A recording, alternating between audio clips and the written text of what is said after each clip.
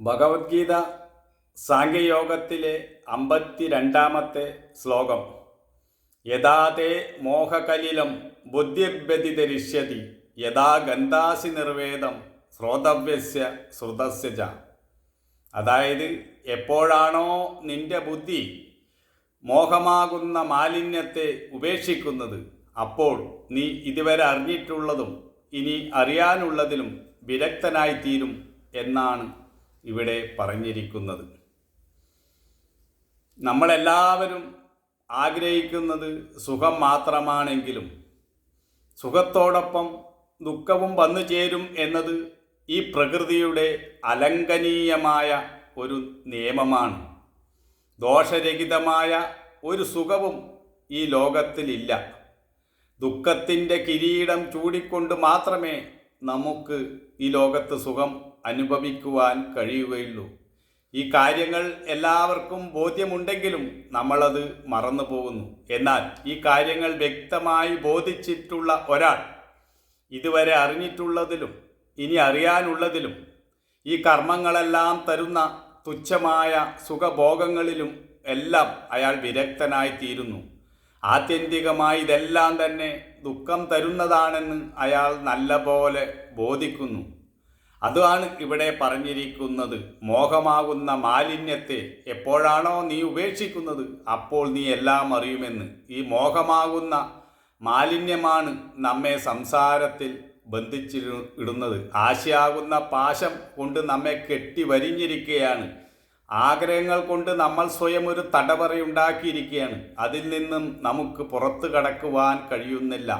ആസക്തിയുടെ എരിതീയിലാണ് നമ്മൾ വെന്തുകൊണ്ടിരിക്കുന്നത്. ആസക്തി നമ്മെ വിട്ടു പിരിയുന്നില്ല. ഈ ആസക്തി അഥവാ ആഗ്രഹം നമ്മെ അന്ധനാക്കുന്നു. ഒന്നും തിരിച്ചറിയാൻ കഴിയുന്നില്ല.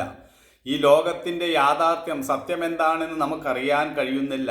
ആഗ്രഹങ്ങളുടെ പിറകെ നമ്മൾ ഓടിക്കൊണ്ടിരിക്കുകയാണ്.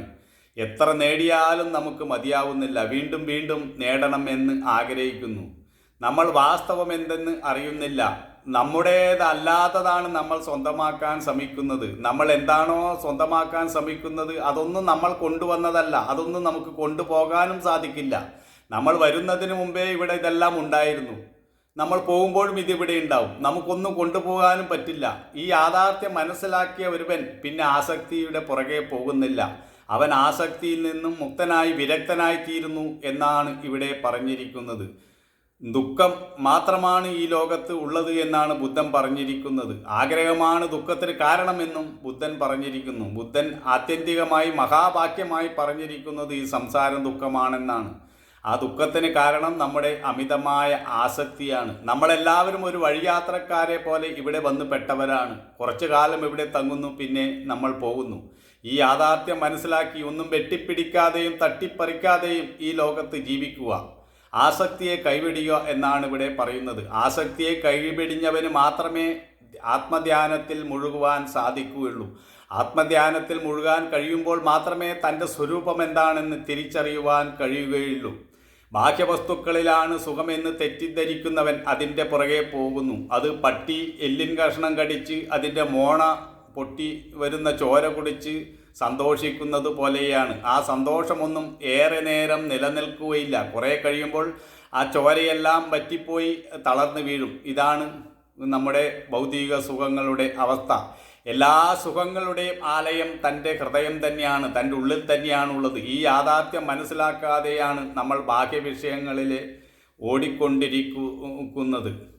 ദാഹജലത്തിനായി ഓടുന്ന കാനൽ ജലം കണ്ട് ദാഹജലത്തിനായി ഓടുന്ന മാൻപേടയെ പോലെ നമ്മൾ ബാഹ്യവസ്തുക്കളിലാണ് സുഖം തേടി അലയുന്നത്. അതൊരിക്കലും കിട്ടാൻ പോകുന്നില്ല. യാഥാർത്ഥ്യം അറിയാത്തവൻ ജീവിക്കുന്നു എന്ന് തന്നെ പറയാൻ കഴിയില്ല എന്നാണ് ശാസ്ത്രം പറയുന്നത്. അവൻ ഏതോ ഒരു അർദ്ധസ്വപ്നത്തിൽ കഴിയുന്നത് പോലെ കഴിയുന്നു. അവൻ ഒന്നും തന്നെ ബോധ്യപ്പെടുന്നില്ല. അവസാനം ഒന്നും നേടാതെ ഈ ലോകത്ത് നിന്ന് യാത്രയാകുന്നു. എന്തിനാണ് താൻ വന്നത്, എന്താണ് തൻ്റെ ജീവിത ലക്ഷ്യം എന്നൊന്നും അറിയാതെ അങ്ങനെ ആഗ്രഹങ്ങളുടെ തടവറയിൽപ്പെട്ട് ജീവിതകാലം മുഴുവൻ നീറി കഴിയുന്ന അവസ്ഥയാണുള്ളത്. അതുകൊണ്ട് ആസക്തി വെടിയണം എന്നതാണ് ഈ ശ്ലോകത്തിൽ പറയുന്നത്. ഗീതയുടെ മുഴുവനും സന്ദേശവും അത് തന്നെയാണ്. ആഗ്രഹമില്ലാതെ കർമ്മം ചെയ്യുക, സമബുദ്ധി കൈവരിക്കുക എന്നതാണ് ഗീതയുടെ പ്രധാന നമുക്ക് തരുന്ന സന്ദേശം. ഈ യാഥാർത്ഥ്യം മനസ്സിലാക്കി നമ്മൾ മുന്നോട്ട് പോകുമ്പോൾ നമുക്ക് വീണ്ടും കൂടുതൽ ഇതിനെക്കുറിച്ച് മനസ്സിലാക്കാൻ സാധിക്കുന്നതായിരിക്കും.